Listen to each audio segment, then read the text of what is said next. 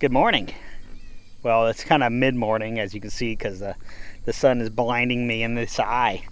But I just wanted to show you this place known as the Kissimmee Prairie, and I like to call it the Prairie Lands, and you can see why.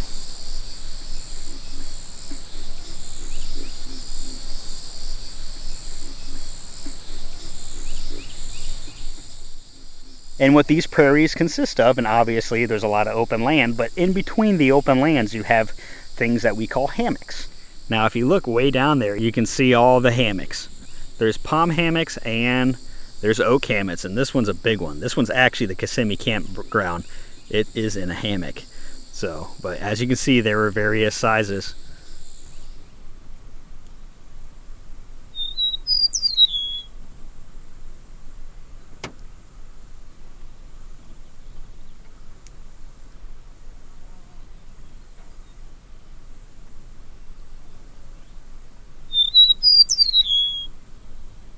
You might be wondering what keeps this a prairie, because most of Florida, when it's not kept in check, it just turns into a jungle. You know, a bunch of pine trees and oak trees start to grow, and a bunch of vines and stuff like that, because that's just the way Florida is. But this area likely stays a prairie because of the amount of dry season it has, high fire rates, and how wet it gets. I'm guessing those combinations have kept this place a prairie. I think I've read other theories that Indian cultures might have cut all the trees down at one point, or a big hurricane came through here and knocked all the trees down, and the high fire rate just kept it clear. Either way, it's been like this for thousands of years.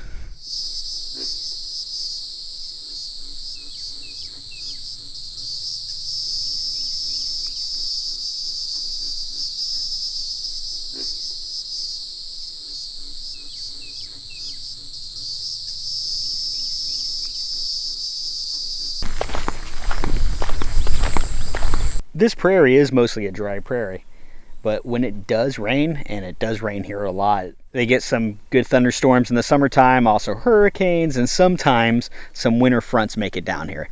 But when it fills up, even though this is all flat, it does have a slight tilt to it. And most of that water ends up draining into the Kissimmee River, which, if you know your rivers, you know that drains into Lake Okeechobee. And historically from there, it would spread out and make its way into the Everglades. Area is very important just for the Everglades.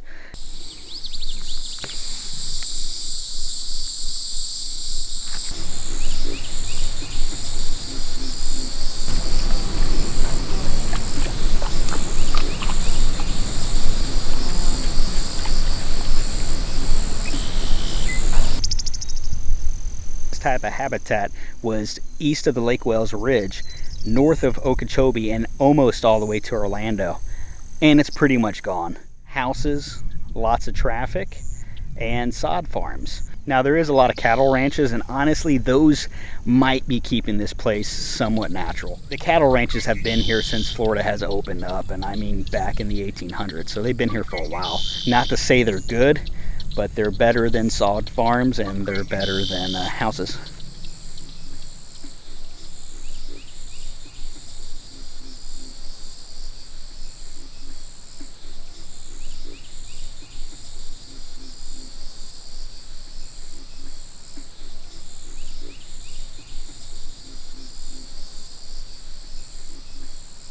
I'm not anti-human or anti-growth.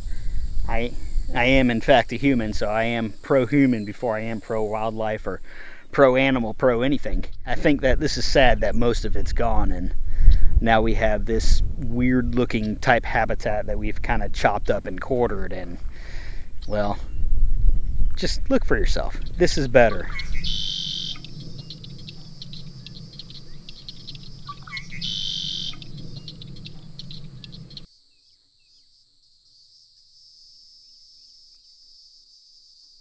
Okay, so here's a good example. You can see what's behind me is a bunch of scrubby mess.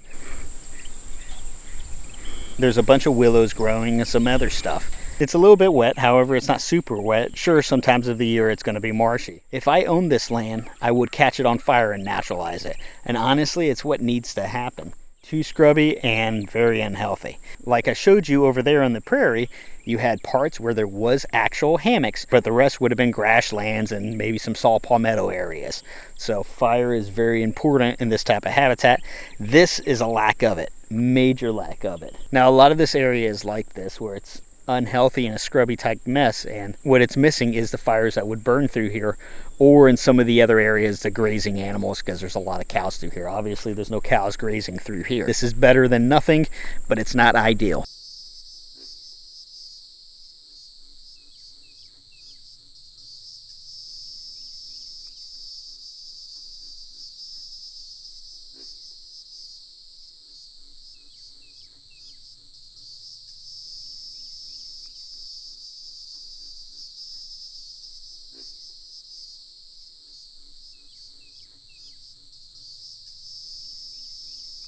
Now don't get me wrong, not all the prairie was just grasses and hammocks. You also had some areas like this, which is pretty cool too.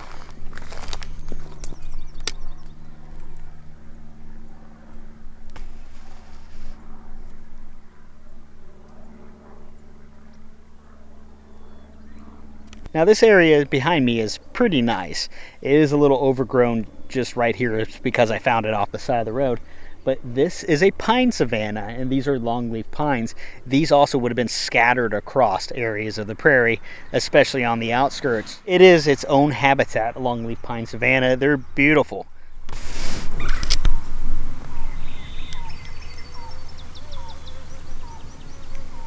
It really is a neat area. And you know, if you live in this area, you should visit this place. This is Kissimmee Prairie. But be careful. Don't drive too fast on this main road.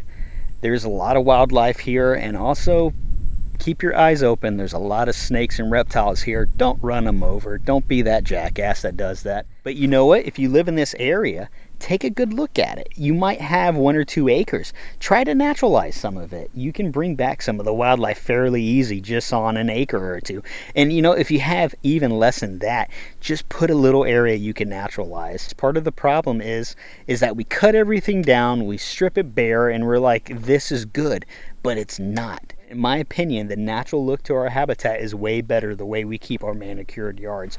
And you know what? It's better for Florida. So take a look at it. That's why this area is important.